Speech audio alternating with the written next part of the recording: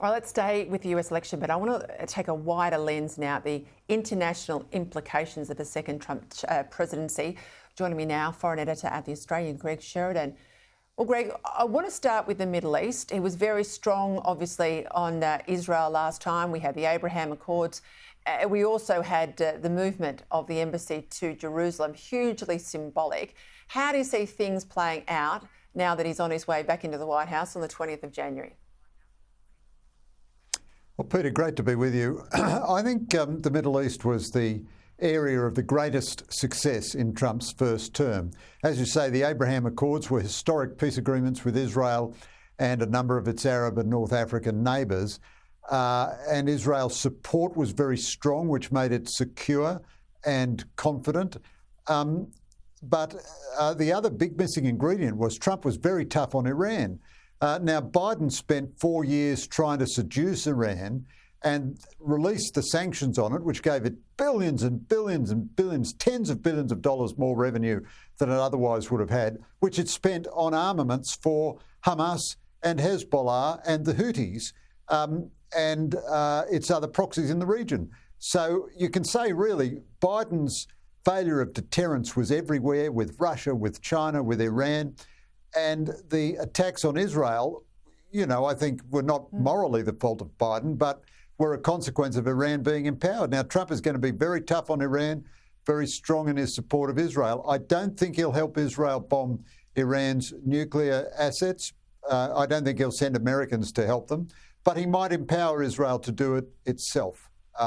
But he has had a big no war theme of his campaign. So he'll probably put the screws on Iran through economic sanctions, I think.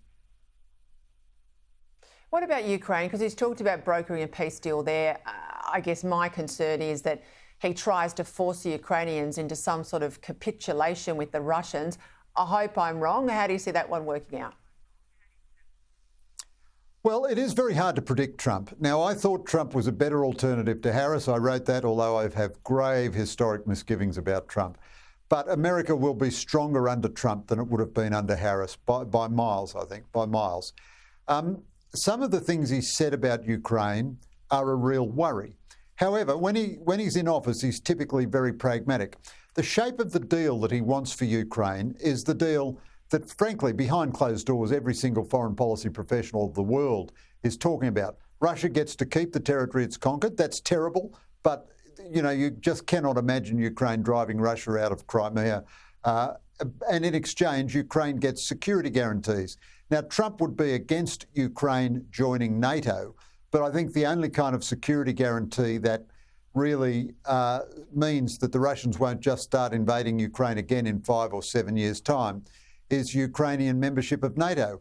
It may be that Trump offers this deal to Russia and Ukraine, and Russia doesn't take the deal. And if Russia doesn't take the deal, Trump typically gets very angry with people when he offers them a good deal and they don't take it. So this is a really unpredictable moment, but I don't think we should assume that Trump is simply going to stop all aid to Ukraine or that a really bad deal. He sees himself as the master of the deal, so he'll want a deal that preserves Ukrainian independence at the very least. And Greg, a quick comment on China. Well, I think Xi Jinping would be very unhappy about Trump getting back into office. Trump is much stronger than the Democrats would be. We'll have a much bigger defence budget. I think Trump is a disaster for Albanese. He's going to undermine his energy policy and all the rest of it. How can you argue that Australians should bankrupt themselves to go green when the two biggest economies in the world, China and America, will be full steam ahead on fossil fuel? Trump is sometimes very cynical about Taiwan, but his underlying message that allies have to do more for themselves is very strong. Now, Australia at the moment doesn't even spend 2% of its GDP on defence. Trump will notice that, and he'll notice the weakness of the Albanese government. So I think both Xi Jinping and Anthony Albanese have quite a lot to worry about tonight. Well, I hope they lift their game. We certainly hope our Prime Minister lifts his game. Thank you, Greg.